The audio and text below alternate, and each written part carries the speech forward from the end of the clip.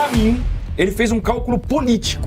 E ele estava, sim, tentando criar uma forma de não ganhar a eleição, por mais maluco que isso possa parecer. A grande verdade é que, apesar da derrota dele nas urnas, ele saiu vitorioso, na minha opinião. Por que ele saiu vitorioso? Porque agora ele é conhecido em âmbito nacional.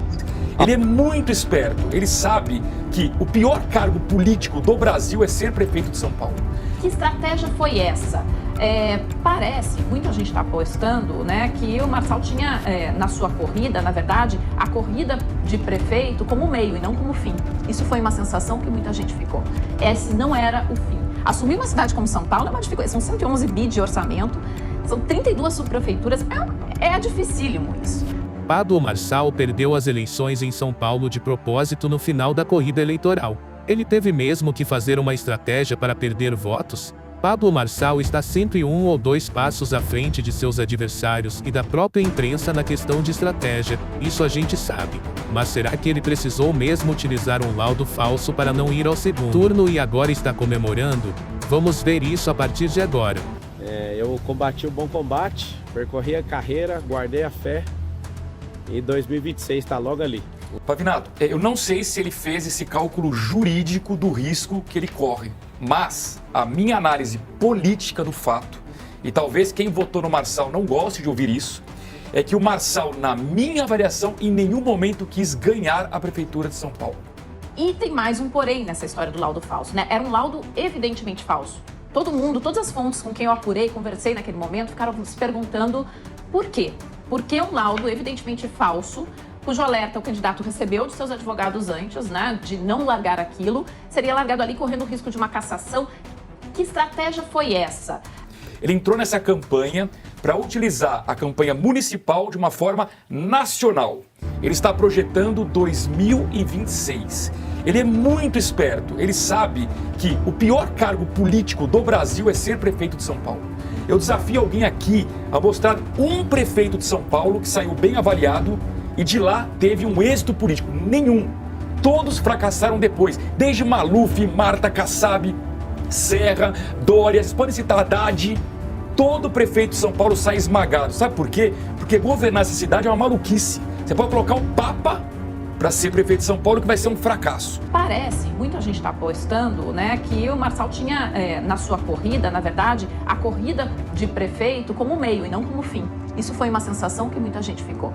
Esse não era o fim. Assumir uma cidade como São Paulo é uma dificuldade. São 111 bi de orçamento, são 32 subprefeituras, é dificílimo isso, né? É óbvio que, por exemplo, ele fez alguns apoios, alguns acenos no Brasil. Ajudou lá em Curitiba a grande descoberta dessa eleição. Acho que o grande Pablo Marçal dessa eleição é a Cristina Graham lá em Curitiba, que recebeu apoio de Bolsonaro, recebeu apoio dele. Então, Marçal não queria ser prefeito em nenhum momento. Ele conseguiu tornar o nome dele nacional. Hoje se fala em Marçal no Brasil inteiro.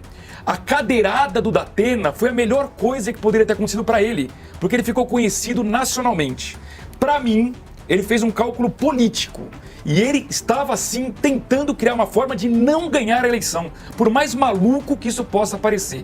Então, na hora que ele divulga algo que ele sabe que é ilegal, talvez ele já estivesse pensando em como não assumir a prefeitura de São Paulo. Agora, o risco que ele corre é a questão que o Pavinato acabou de falar, o lado jurídico. Ele poderia vir tranquilamente para o cargo do Senado ou mesmo ir para o cargo de presidente da República.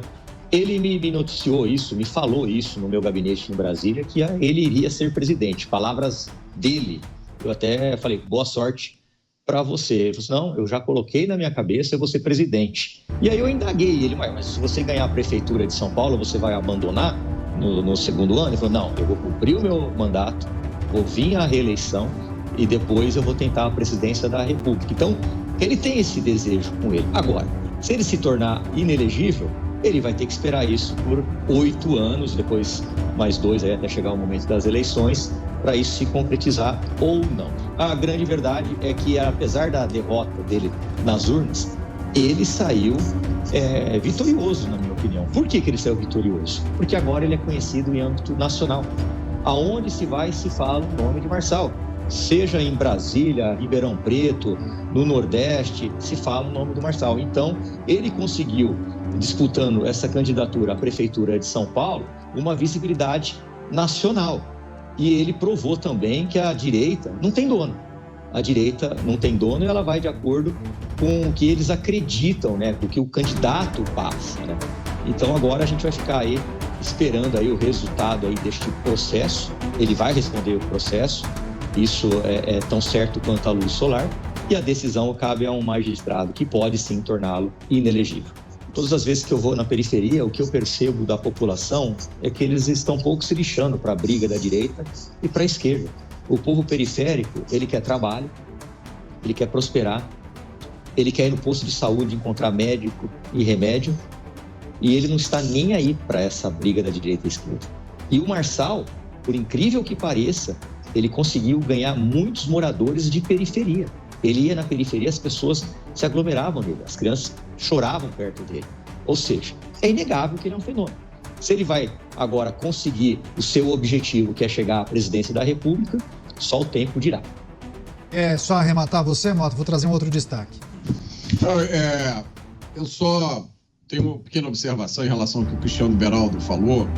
Essas pessoas com as quais eu conversei, que expressaram apoio e simpatia pelo Marçal, inclusive que não eram de São Paulo, elas não tinham ilusões. Nenhuma delas estava iludida.